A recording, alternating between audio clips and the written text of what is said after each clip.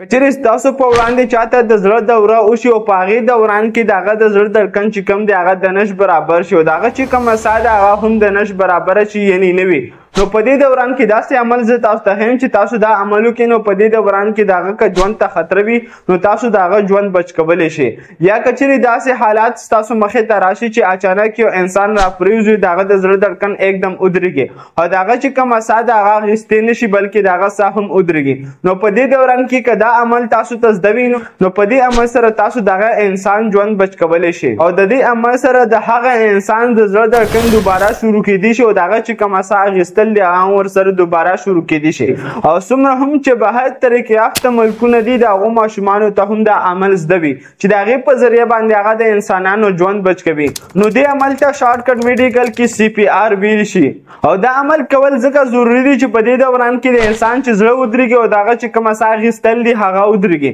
نو په دې دوران کې چې د انسان مزغو ته اکسیجن لاړ نه شي نو په دې دوران کې د انسان چې کوم مازغه دي هغه ختم شي او کله چې د انسان مازغه ختم شي نو د دې سره اچانک انسان ختمیږي. نو دا عمل به تاسو دغه شان کوي چې کله تاسو انسان ووینئ نو هغه به تاسو سیده سملوي او د هغه چې کومه سینه ده کوم ځای باندې چې زړه دی په هغه باندې به تاسو یو لاس ورته کېدی او په هغه دبره به تاسو بل لاس ورته کېدی لکه څنګه تاسو ته په تصویر یا په ویډیو کې لیدی شي. او دا چې غټ انساني بالغ انسان وي نو دې انسان ته به تاسو په منټ کې دننه د 100 نه 19 تر 120 پورې زورونه دننه ورکوي لکه څنګه تاسو ته په ویډیو کې لیدی شي چې هغه سینه چې کومه ده هغه 2 انچه دننه ننوځي او دې زورونو ته په میډیکل کې کمپریشن ویل شي. او کله چې تاسو دا 30 پوره کړئ نو د هغې نه بعد به تاسو 2 ساګانې په خوله باندې ورکوئ لکه څنګه تاسو ته په ویډیو کې لیدی شي. او که چېرې په دې دوران تاسو سره صفا کپړه وه نو تاسو هغه ورته په خوله باندې کېږدئ او خپله خوله په هغې باندې لګوئ او بیا ساه ورکوئ چې په دې دوران کې د جراثیمو کومه خطر وي هغه لږه شان کمه شي. او په دې دوران کې تاسو به سر ورته لږ راوچتوئ چې د هغه پیپړو ته ډایرکټ هوا ننوځي کومه هوا چې تاسو د خوله په ذریعه باندې ورکوئ.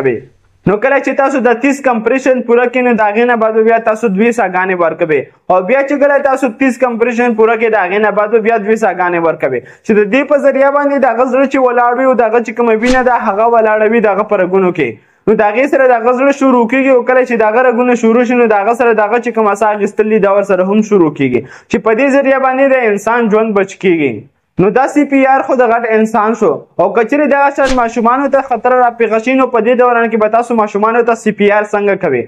نو هغه به تاسو ته په نیکسټ ویډیو کې دغه شان په پښتو کې میلاویږي. تر هغې پورې شکریه. الله حافظ.